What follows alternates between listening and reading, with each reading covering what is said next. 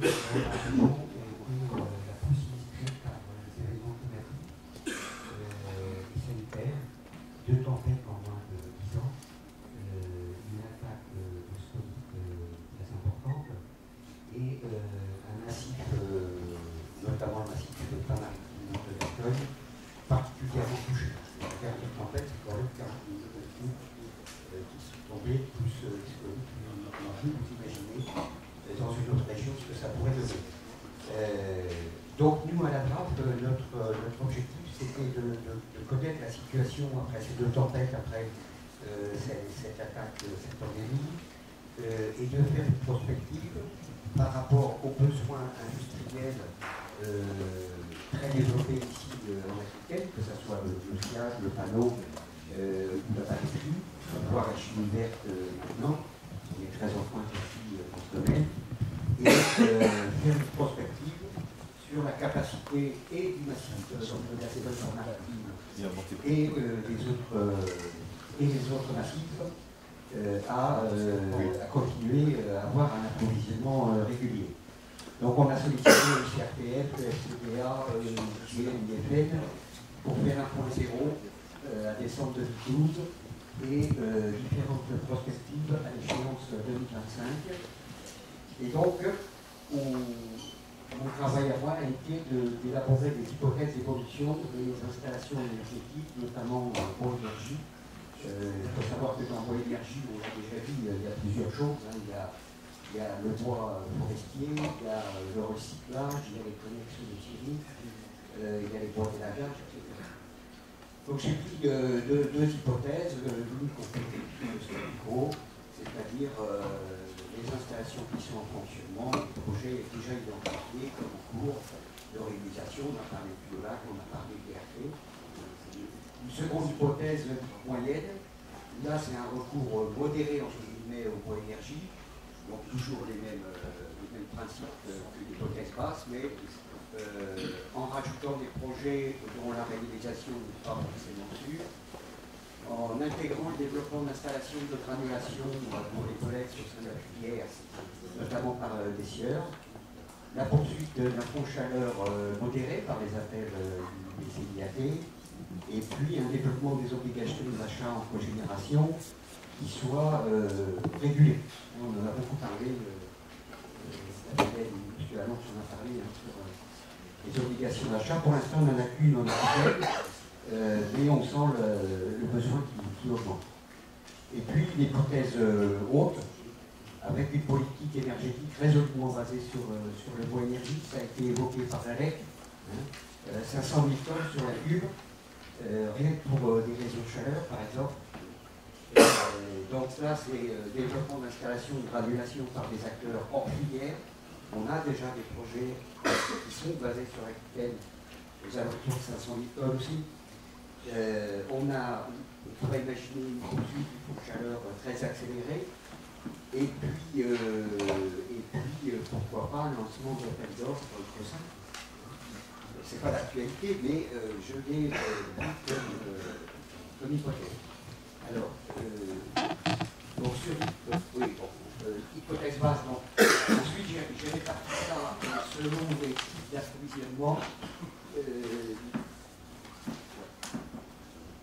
Selon les types d'approvisionnement, donc soit des produits plaquettes forestières, soit le recours aux rémanents, les connexes, et puis les déchets industriels banals et les déchets de jardin d'espace vert. Et ensuite, on a territorialisé ça par département. Donc ça donne une hypothèse basse. Hein.